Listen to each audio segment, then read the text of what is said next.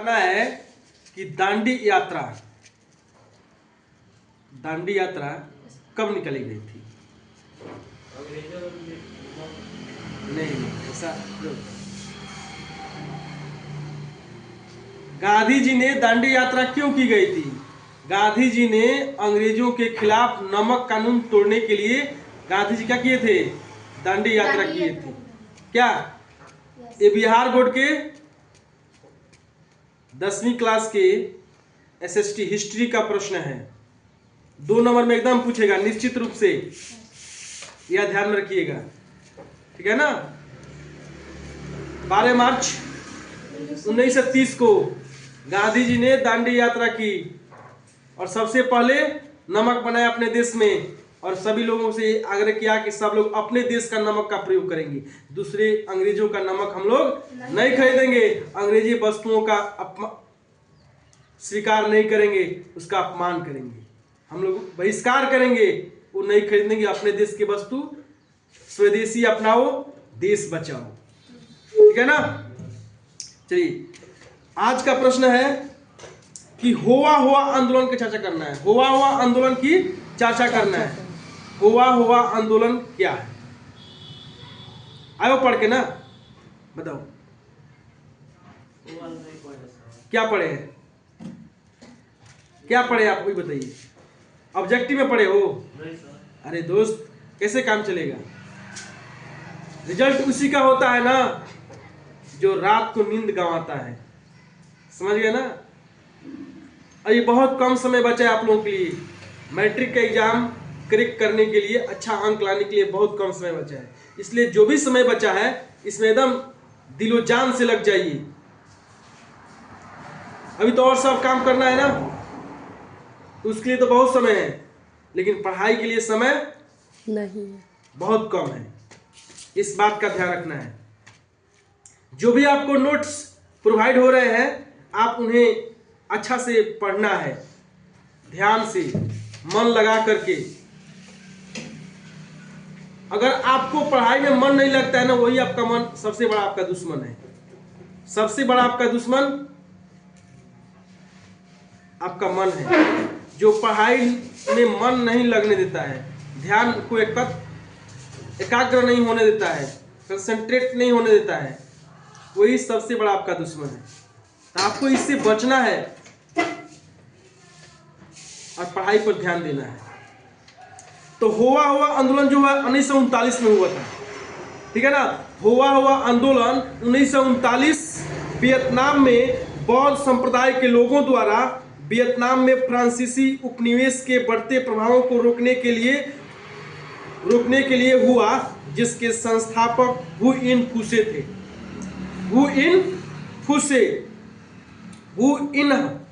फूसे थे और इसका 1939 में बौद्ध धर्म के लोगों ने एक आंदोलन किया था। हुआ आंदोलन 1939 में, ठीक है। गांधी जी दांडी यात्रा क्यों की? अभी आगे ना प्रश्न देखिएगा, ये प्रश्न आ गया, गांधी जी दांडी यात्रा क्यों की? दांडी एक जगह का नाम है, समझ गए ना। वहां जाकर के गांधी जी नमक बनाए थे, ठीक है ना।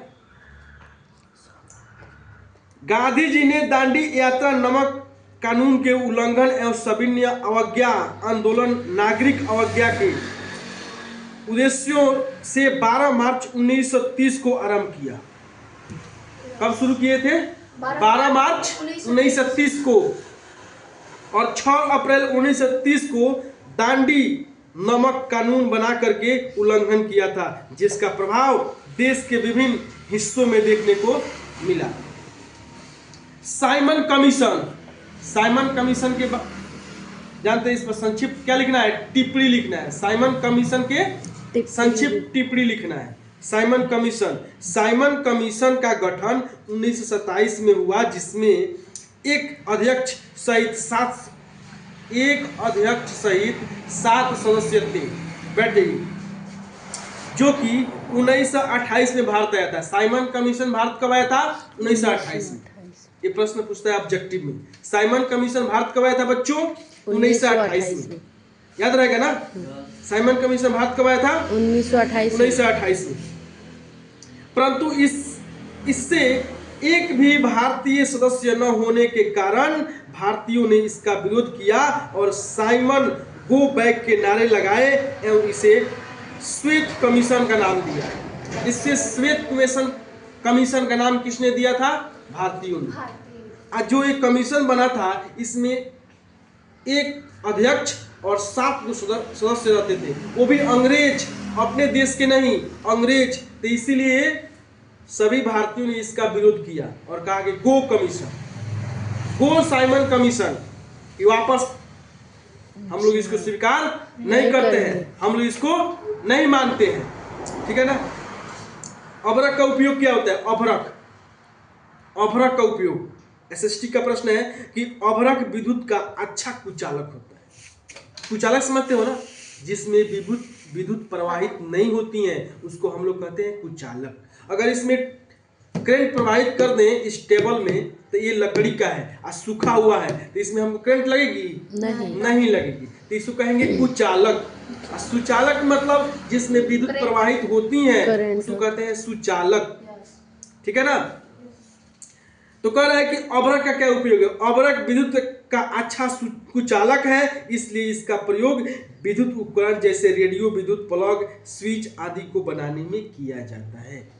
स्विच ये सब अभ्रक के बने। प्लास्टिक जो है ना इसमें अभ्रक का भी मिश्रण है। समझ गए?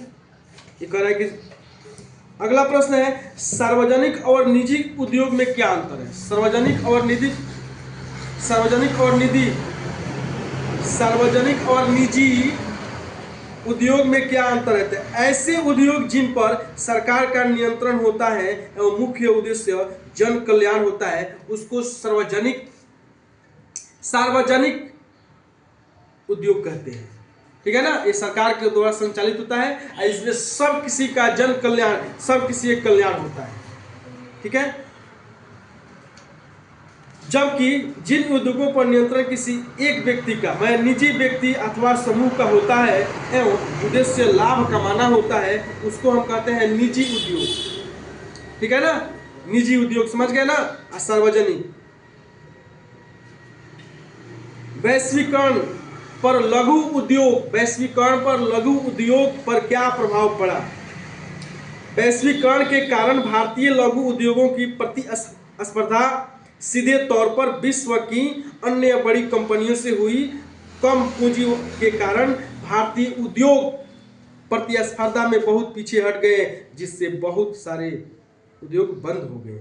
वैश्वीकरण से भारतीय उद्योगों को एक बाजार प्राप्त हुआ। कोंकण रेल मार्ग के बारे में बताइए। तो कोंकण रेल मार्ग भारतीय इंजीनियरिंग की एक बड़ी मिसाल है, जो रेल लाइन महाराष्ट्र के रोहा से आरंभ होकर के कर्नाटक के मंगलौर तक जाती हैं तथा पश्चिम तक के दुर्गम पहाड़ियों एवं तय तटों से होकर गुजरती हैं। बिहार में नहर के विकास में संबंधित समस्याओं को बताइए। बिहार में नहर से संबंधित समस्याओं को बताना है। तो बिहार में नहर के विकास के मुख्य समस्या क्या है?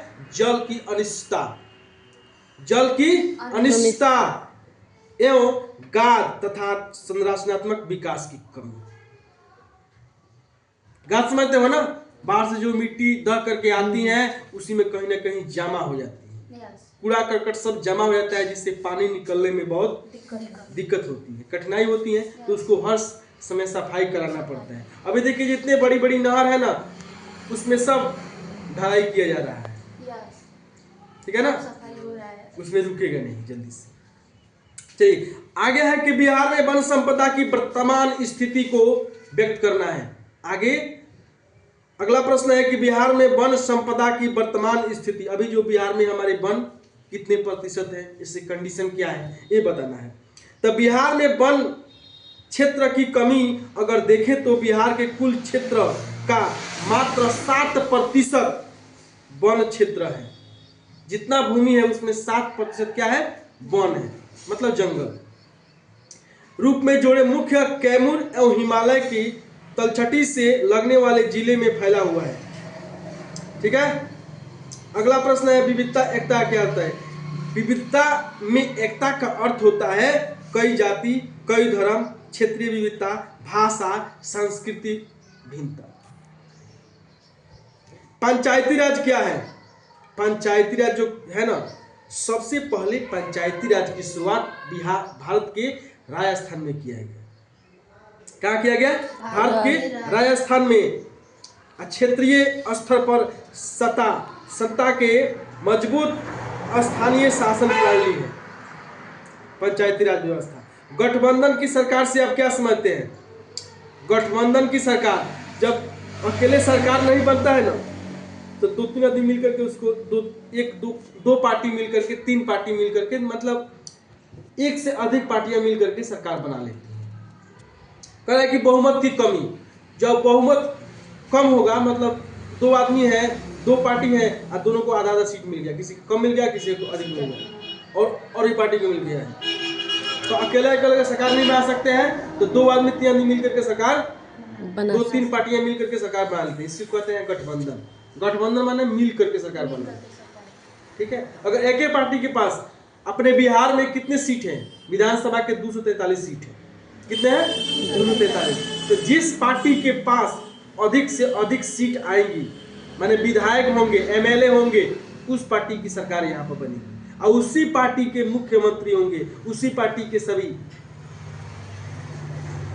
उप मुख्यमंत्री, मंत्री लोग होंगे।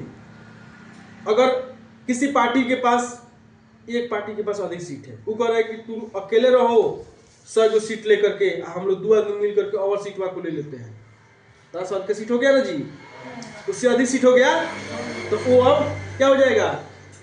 वो आ जाएगा सत्ता में। जिसके अधिक विधायक होंगे, इन लोगों का कार्यकाल कितने दिन का होता है? 5 साल। जनता इनको डायरेक्ट चुनती है। मानव अधिकार पर संक्षिप्त टिप्पणी लिखना है। मानव अधिकार क्या होता है? मानव अधिकार मौलिक अधिकार, मनुष्य के गरिमापूर्ण जीवन जीने का अवसर देती है मानव अधिकार, ठीक है ना। किसी भी हॉस्पिटल में, किसी भी स्कूल में, सरकारी हो प्राइवेट हो, कोई आपको ये नहीं कर सकता कि आपका हम एडमिशन नहीं लेंगे, चाहे आप नहीं पढ़ सकते। कर सकता है? ये हमारा मानव अधिकार है कि नहीं। वोट देने का अधिकार है। 18 वर्ष के हो जाएंगे तो आप किसी भी पार्टी को अपने स्वेच्छा से, अपने अनुसार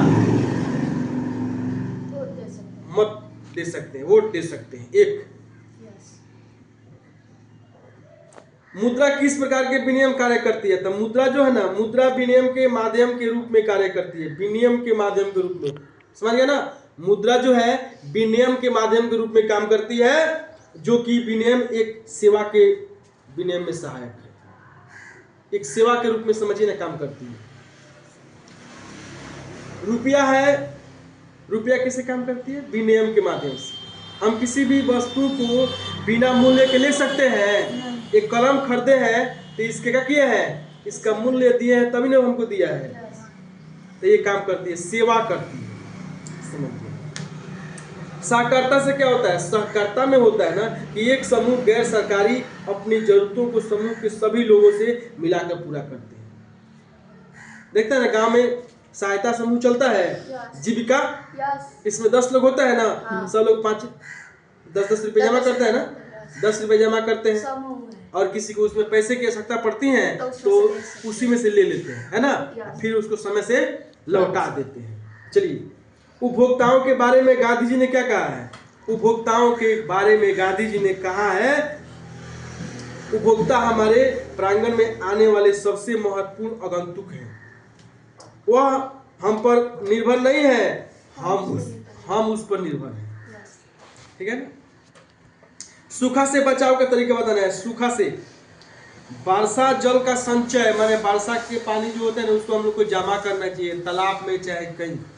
पहले लोग इतने चालाक थे कि पहले बड़े बड़े तालाब बनवाए हैं ना, कुआं बनवाए है ना, तो उसी में जमा कर लेते थे पानी। जब वो सब कह के कहाँ जाएगा? माने जो तालाब है, बारिश की पानी होगी तो कहाँ जाएगी? उसी में जाएगी, तो उसी में जमा होता था, और उसी में से लोग अपने खेत की सिंचाई करते थे। तालाब भी एक साधन था पहले का, अभी तो बोरिंग हो गया ना बहुत सारा। भूकंप और सुनामी के बीच अंतर स्पष्ट करना है। भूकंप और पृथ्वी के अंदर जो हलचल होती है उसको भूकंप कहते हैं, ठीक है ना। पृथ्वी के अंदर जो हलचल होती है उसको भूकंप कहते हैं।